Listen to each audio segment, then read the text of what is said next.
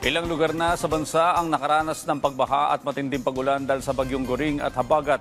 Ang detalye sa report ni Katleya Antonio.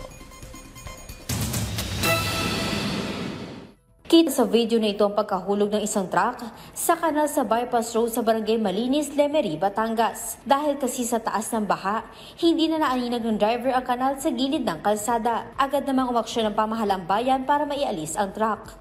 Naitala naman ang pagguho ng lupa sa Tuwaw East sa corner Apayao. Kaya naman hindi muna pinadaan ang isang bus at ilang sasakyan habang nagsasagawa ng clearing operation.